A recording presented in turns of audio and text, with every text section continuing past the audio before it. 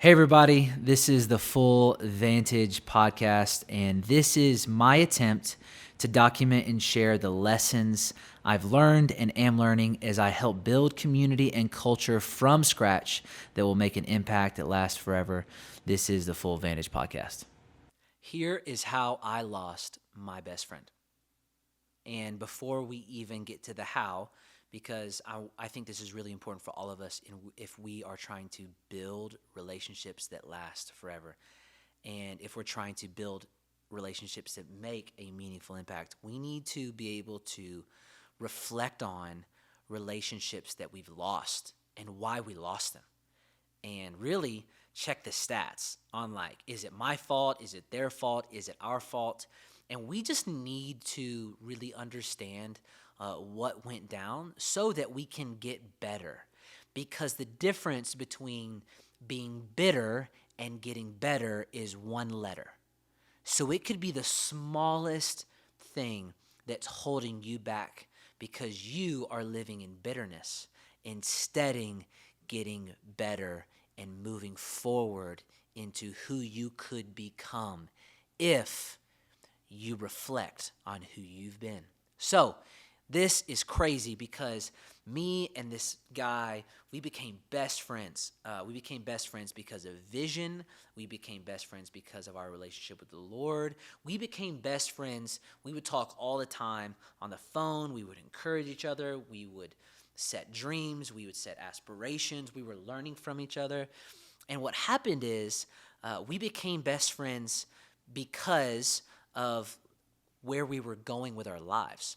And I think that's huge. Like, if you're going to make friends on one of the best ways to pick a friend is to pick a friend based off of the direction that they are wanting to go with their dreams. It's a great way and a great reason to make friend. Also, on the flip side of choosing who should be your friends and who should pour into your life, one of the best questions to ask is this: does this person have bigger dreams for me than I have for me? And if they do, you should probably listen to them, because you need to surround yourself with people that care for you and want more for you than you care for you and you want for you. It's a big way to choose a friend and to have community come into your life. Okay, so I'm building relationship with this guy. We're having a great conversation. We're inspiring each other. He's on the other side of the world. Okay, he's in Australia. I fly to Australia. We hang, fly back. We create amazing dreams, vision, casting. What could God be doing? Where could we be going with our life? He ends up flying across the world to America, and we end up starting this amazing community together, and we become best friends. Vision, mission, values, direction, it all seems really, really aligned. And then all of a sudden, it seems like there's an option for me that I feel needs to come to life that is separate from the dream that we had together. And I keep it to myself. I don't share it with him. I keep it to myself. I keep it quiet. I wrestle with it with myself and my wife and some other wise counsel. And I'm praying about it and I'm working through it. And it's really difficult for me because whenever you start something from scratch with a best friend, it feels like you have something that is immensely valuable, and it's, blood, sweat, tears. It's the entrepreneur life. It's nothing that exists now existed before. So you've poured yourself into this relationship, into relationships, plural, because there's more people that are a part of this now community because of you. But I feel a pulling away from the community, and it feels like the dream for my life and what God is doing and where my wife and I and our family feels like I need to go to honestly grow myself and to get better and to keep developing. It's not a part of this community. And the one really fatal mistake, fatal because that was the beginning of the end of really our relationship and how I lost my friend, was this, is I didn't invite him in on the journey with me of wrestling.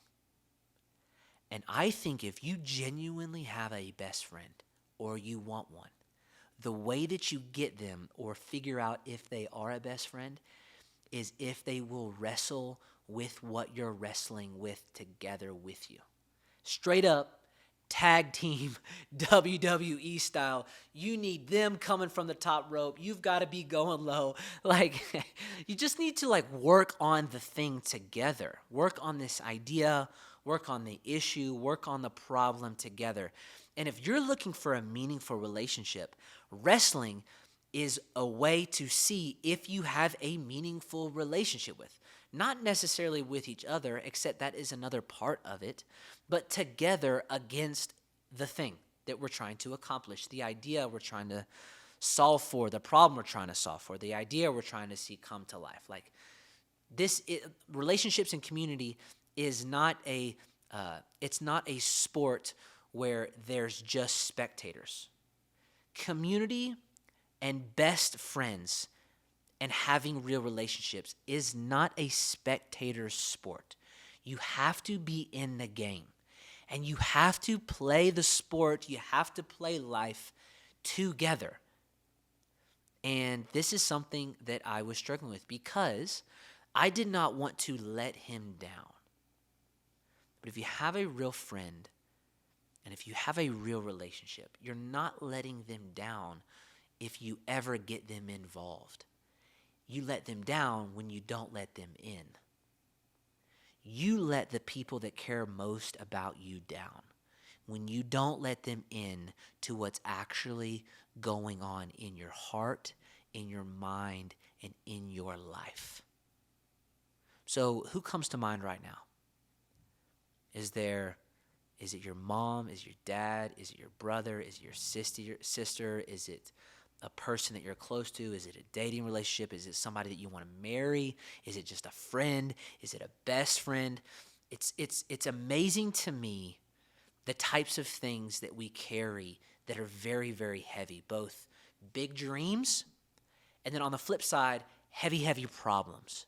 And we don't allow the community that God has given us or blessed us with or that we've tried to build in on those things. Now, there's this thing called appropriateness, and that's a big deal. There's this thing called expectations. That's a huge deal. And there's this thing that's really, really big, and it's called it's this idea that if we feel like we have to have it all together.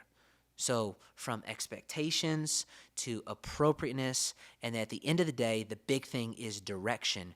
If you don't share a little bit of every single one of those with the person you're trying to have a relationship with, you may not be growing in that relationship. It's going to be really difficult for you to grow. And so this is how I lost a best friend, is I did not allow him in on the big dream that was shifting in my life. And he thought I was with him. And I was with him. But at the end of the day, I was feeling like I needed to go a different direction. And I believe we would still be best friends today if it wasn't for that. If I would just let him in and let him wrestle with it with me so that he could hear the depth and the issue and the struggle that it was actually happening within me. And at the end of the day, yes, relationships can be reconciled, and I've asked for forgiveness, and we've been reconciled, and he knows that I love him, and I know he loves me, and we're boys now. We're good. We're just not best friends anymore. And out of that, I just want to encourage you, just because you're reconciled doesn't mean the relationship will get restored. Because restoration means it will go back to a similar state or get better in the future. And I just think it's important for us to know this on the front end of relationships, that our decisions have consequences, and it may not be what it was, and it never should be what it was. But the thing is if we know going into it that this is our best friend, then let's actually treat them like they are that. They are your best friend. And if the stats are legit and they've been there for you and their dreams for you are bigger than your dreams for you are, and there's somebody you want to go to war with, then why don't you go to war with them and let them wrestle with you alongside you, this thing? Or work through like the questions that they have. And I just will never forget this. Another best friend of mine that came into my life, he said this. He said, "Hey, Trevor, like, just like heads up, like I don't need you to solve all of my problems. I'm not looking for answers from you. Like, don't always come to me with the solution. Why don't you just like sit with me in it and just be here with me as we walk together?" And that brings so much freedom into real relationships. So this is like marriage, dating, singleness, best friends, family. Like, this is a big deal. This is a big deal. So let's go together and let's see real relationships come to life as we just take full vantage of all of the people in our lives' vantage points, see our problems and dreams. Both get solved if they're a problem, and come into our real life if they're the dream. So this is like making dreams reality type thought and convo. And I'm excited just for what's happening with this. So if you wanna like help us out at all, just encourage somebody else and wrestle with your best friends. This is the Full Vantage podcast, and let's get after it together.